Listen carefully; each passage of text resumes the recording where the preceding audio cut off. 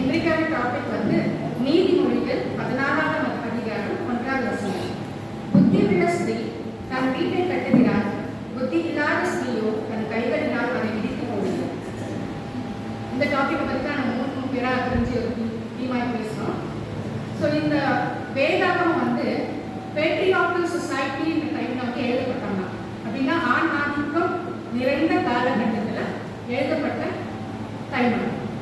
So அதனாலும் பைபிளில் வந்து பல பெண்களை வந்து தைரியமானவர்கள், அன்பானவர்கள், பண்பானவர்கள், நீதி உள்ளவர்கள், நல்ல தன்மை உள்ளவர்கள், தலைமை உள்ளவர்கள், லீடர்ஷிப் அப்படின்னு சொல்லப்பட்டிருக்கிறது. அப்படிப்பட்ட 2 லேடிஸ், 2 பேரை பற்றி நான் புத்தியுள்ள ஸ்திரீகளை பற்றி சுருக்கமாக ஷார்ட் ஸ்டோரிஸாக சொல்ல போகிறேன்.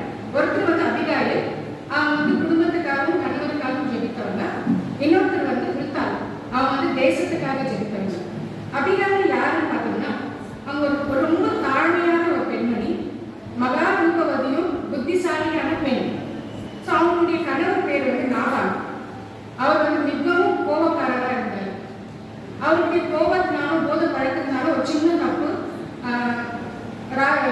கிங் டேவிட் தாவீது ராஜாவுக்கு விரோதமாக ஒரு சின்ன தப்பு பண்றாரு போத பழக்கத்தினால.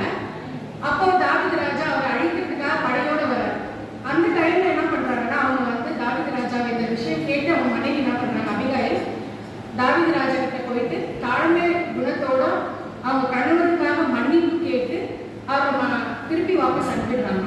ஸோ இது காலையில் எழுந்திரிச்சு மறுநாள் காலையில் அவங்க கணவர்கிட்ட நீங்க இந்த மாதிரி தப்பு பண்ணீங்க அப்படின்னு சொல்லும் போது அவர் என்ன பண்ணாரா, மனம் மாறினார். ஸோ அவங்க வந்து பைபிளில் ஒரு எக்ஸாம்பிள் என்னவா இருக்கிறாங்க, அந்த women who prayed for husband, கணவருக்காக ஜெபித்த பெண் என்ற ஒரு உதாரணமா இருக்கிறாங்க. புத்தி உள்ள ஸ்திரீயா அவங்க வந்து கணவரை நல்ல வழிக்கு கொண்டு வந்தாங்க.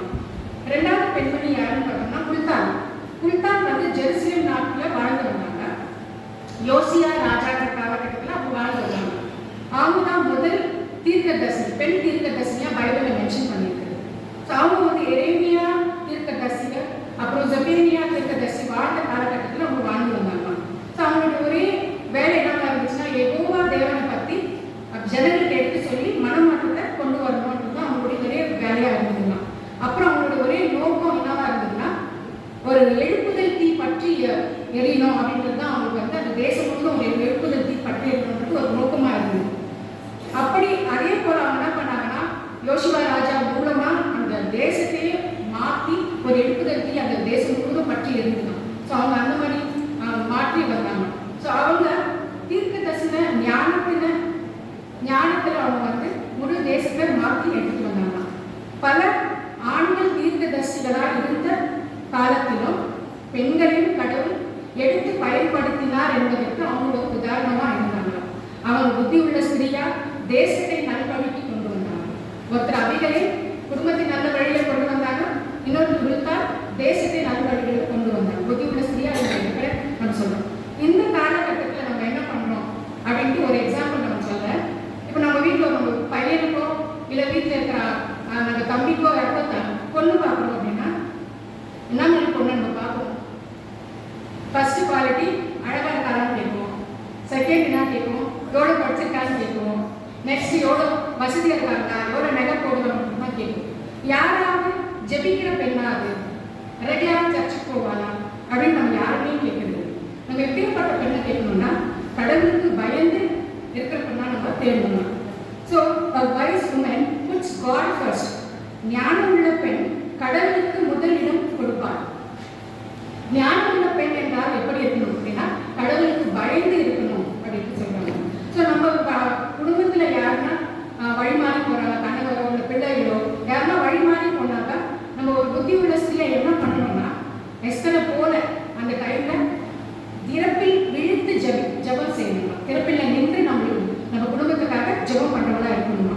அதே புத்தி இல்லாத ஸ்திரீ என்ன பண்ணுவாங்க அப்படின்னா, முறுமுறுத்து கொண்டு விசுவாசம் இல்லாம அருவருப்பான வார்த்தைகளை பேசி தன் வீட்டை இடித்து போடுவதா இருக்குவாங்க. ஸோ அப்படி இல்லாம யோசுவா சொன்னதை போல நானும் என் வீட்டாரும் கர்த்தரையே சேவிப்போம் என்று நம்ம சொல்றோம். இன்னைக்கு ஒரு தீர்மானம் எல்லாரும் சேர்ந்து என்னோட இது ஒரு 3 லைன் சொல்லுங்க. மரியாதை போல இயேசுவின் முகத்தை தேடுவோம், எஸ்தரை திறப்பில் நின்று விழித்து ஜெபிப்போம். சாராளை போல விசுவாசத்து வாக்களித்தவர் உண்மையுள்ளவர் என்று ஆர்ப்பரிப்போம். உள்தாவை போல தேசத்துக்காய் எழுப்புதல் தீ பற்றி எரிய ஜெபிப்போம். இந்த தீர்மானத்தை, இந்த 4 தீர்மானத்தை நம்ம மனசுக்குள்ள எடுத்துக்கினேன். கற்பா